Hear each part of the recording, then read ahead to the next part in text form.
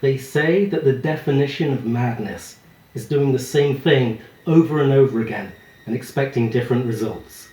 And when I say they, I mean Vas, the villain from the video game Far Cry 3.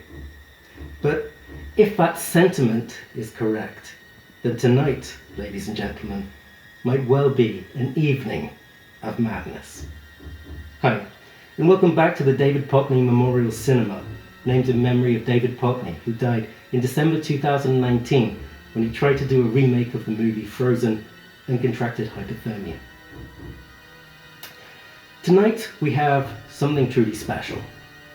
You know, people say that Hollywood is filled with remakes, but there's one type of remake which is much rarer than all of the rest, and that is the shot-for-shot remake. The idea behind a shot-for-shot remake is not the director doesn't try to put their own unique spin on the material, but instead that they try to recreate the original as accurately as possible.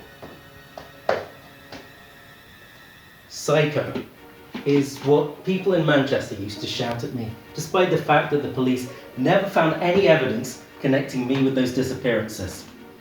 But more importantly, Psycho is also a very famous film by Alfred Hitchcock, released in 1960. But this isn't the only version of the movie Psycho. And in fact, in 1998, Gus Van Sant remade it. And that is what we'll be watching tonight.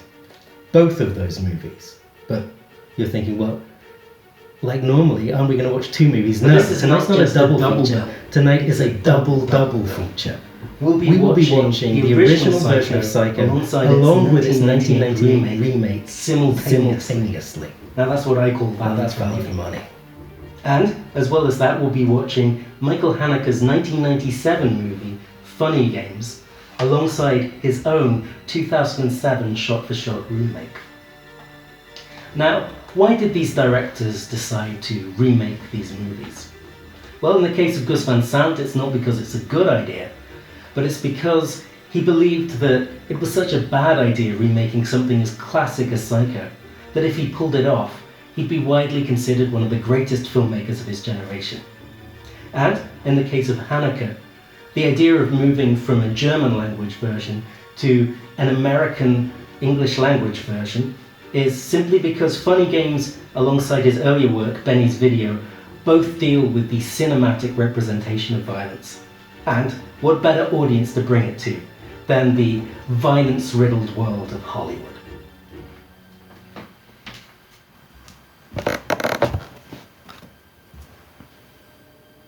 So, ladies and gentlemen of the jury, please grab your golf clubs, book yourself into motel room number 1, and most importantly of all, please enjoy the movies.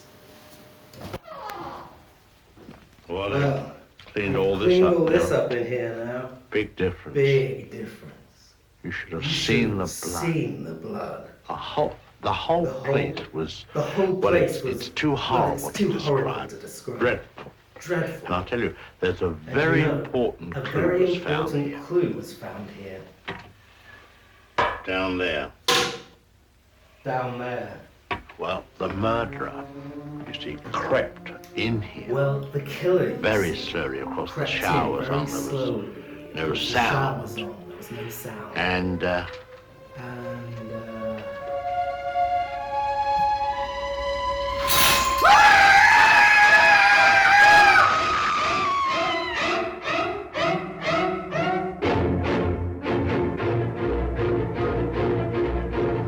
Mother! Oh, God!